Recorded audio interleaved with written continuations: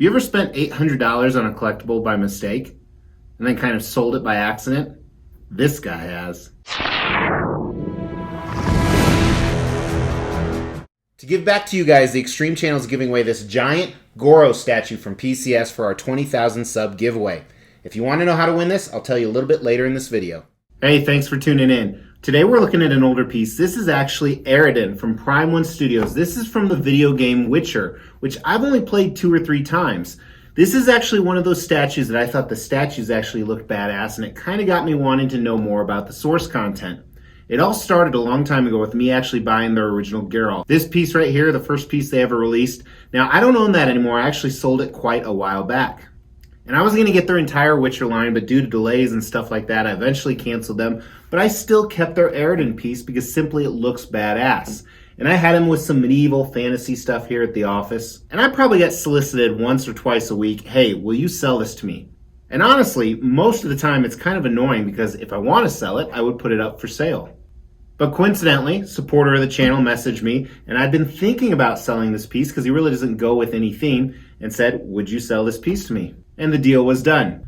And I actually boxed him up, and then I realized I haven't done a review on this piece, so I took him out, which is no easy task because he's quite a few pieces. We'll talk a little bit about that today, but we're going to do an extreme review, looking at concept, design, paint, sculpt, and this is always a mistake when I'm about to sell a piece because it makes me not want to sell it. Really quick about this character. So this is Aroden, as I said, from The Witcher. The Witcher is a video game series where essentially you hunt monsters and other folk and stuff like that, and Aroden is one of the bad guys. The Geralt statue that I actually showed you earlier is kind of the primary protagonist, even though he's kind of a badass, maybe an anti-hero, so to say.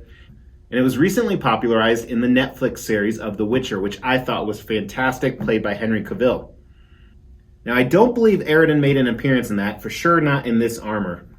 So I wonder if we're going to see that in Season 2. As we dive into this, like I said, my knowledge is a little bit limited. So if you're a Witcher fanboy and I get something wrong, go cry to your mom. I'm sure she's upstairs.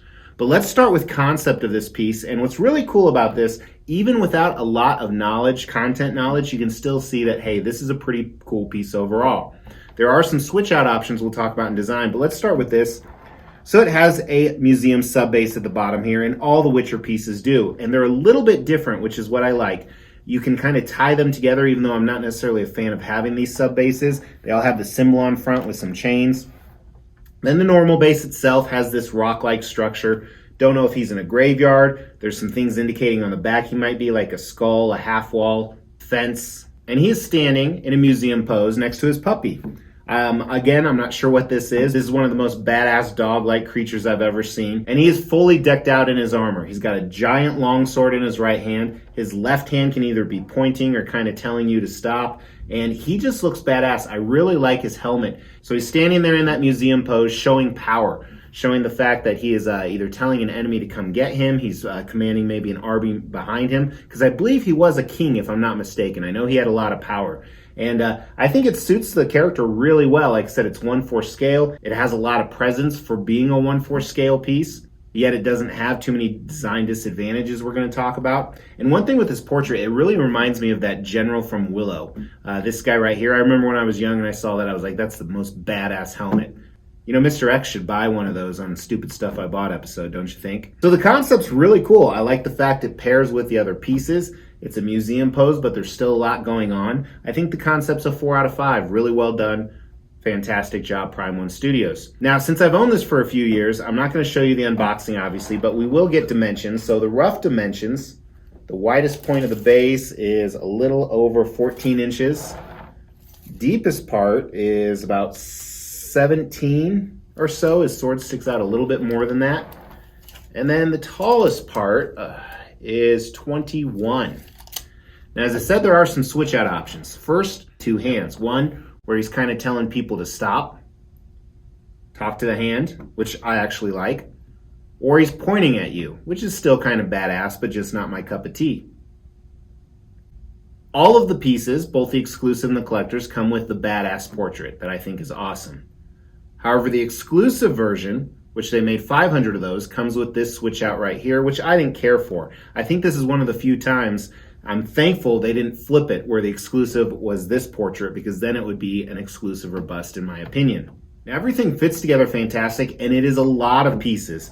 So on the base alone, I think the dog is 5 different pieces, but they hide the seam lines really well because of the structure and the engineering of it. On Aridin's armor, again, tons of pieces, whether it's his arm that comes off, or the sword, or the shoulder blades, or the cloak, or these front pieces right here.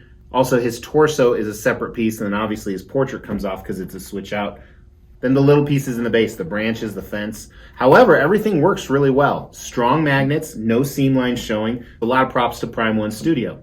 Video edit while packaging it for the buyer, 7 of the ribs broke off. So they're incredibly fragile, unfortunately, so I ended up giving the buyer a $300 discount.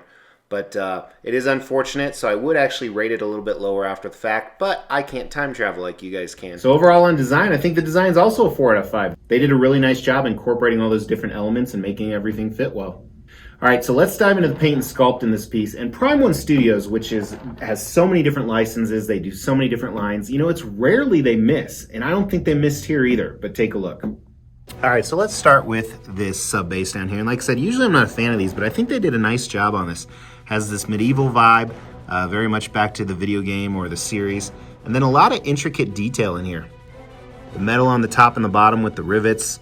Here's that logo on the front, kind of badass with the chains. And then almost some elven writing, or whatever type of writing they use, ingrained on that awesome wood with some straps. So very cool sub base here. The rocks, I think they did a nice job on that as well. There's a little bit of gloss. I think the sculpt is done nice. I like the colors they use, the whites, browns, grays. The branches look a little bit fake from certain angles. And they do feel fake. They're plastic, I believe. Maybe a resin, which I think resin is a form of plastic, actually. But not too bad. Check out the wall and back, which you technically never see, but it's done well. The detail on it gives that old vibe. Like, this is kind of where I said it almost feels like a cemetery. And even with this broken fence. I really like this dog, this armored animal. Again, put in the comments if you know what the name of it is. It's this cool mix of almost organic and armor together, and just looks fierce and badass. And you know, it's a different color gray. It has this blue highlighting in it, so it differentiates from the rocks on the bottom extremely well with these kind of silver specks. Aridin himself, I really like. He does have some elf shoes on, but I like what they did with the armor. Let's look at some of that first. It's faded, so you can definitely tell it's been through some battles. And it's got kind of that skeleton vibe with, you know, the ribs coming out of the chest. And while I like symmetry on my statues, I like the fact that he's really different. You know, his swinging hand has a different type of shoulder pad, and then this cloth below it, which looks like it's mixed media. It looks like it's fabric and it's sculpted. So they did a fantastic job on coloring, the texture, and the way it flows, and then some tears on it. And this is all underneath this interesting outfit. So he has this, kind of reminds me of muscle tissue a little bit, with the color at least. But kind of this layered, I don't even know what to call it, mix of fabric and armor together. It is all sculpted, so none of it's fabric, just what it looks like. And then of course his dress flowing in the wind. I don't know why all these armored people thought they had to have dresses. Now one thing I don't like, but it's character accurate, is his long hair. To me, this gives him a little bit more of, you know, gives him a little bit of humanness to him. And they didn't do that great of a job on the hair, but you never see it unless you're looking at the back of the statue. So I can definitely get past that. Here's some more of the sculpted outfit. Just looks great. Sculpted material. And then again, the rib-like appendages on his back. Everything's done really well here. And then, of course, the portrait is extremely badass. King's skull is kind of what you think when you look at this. And again, some great fading on the helmet. It's not overly dirty. So he looks kind of like a creeper. I guess he does look like a creeper. Creeper's not the right word. It's early. It's really early.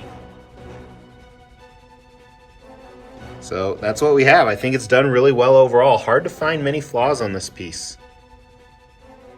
Let's start with the sculpt. I think that's better than the paint. Not a ton better, but slightly better. I think the sculpt is done really well. I can't really find anything other than maybe some micro details we looked at that could have been a little bit better. So I think it's a 4 out of 5. Again, I'm not being very creative with the scores on this, but paint, I'm not liking some of the colors. However, it's more character accurate, and I think it's just more the shading, not the execution of the paint.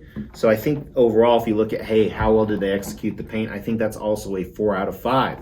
So now the real question is this statue worth the money that it originally went for? I'm not going to talk about current resale value by any means, but what's the value of it? So it retailed for only $800. And when I say only, that's because nowadays Prime One Studios charges $1,200, $1,500 for probably a similar statue, to be honest with you.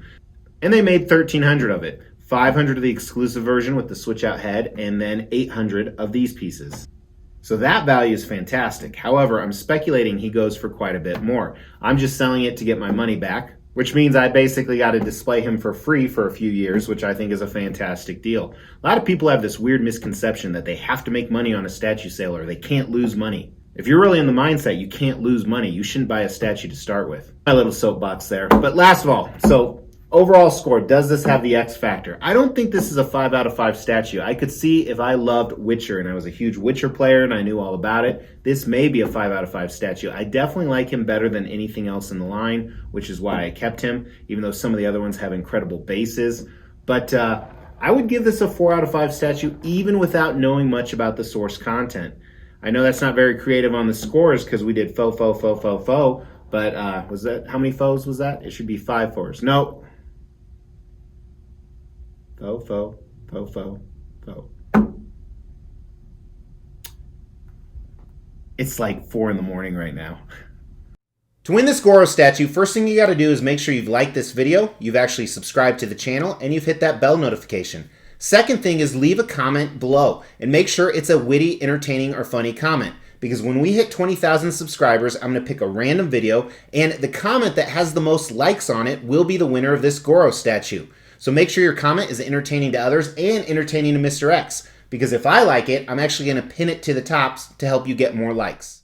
Hey guys, thanks so much for tuning in, checking out this old piece. I am very sorry to let it go, but I'm sure he's going to go to a happy home. So I really appreciate the buyer on that, which he's probably already received it by the time this launches. So thanks so much for watching, guys. Make sure to hit that like button and that subscribe. I'll talk to you very soon. Take care.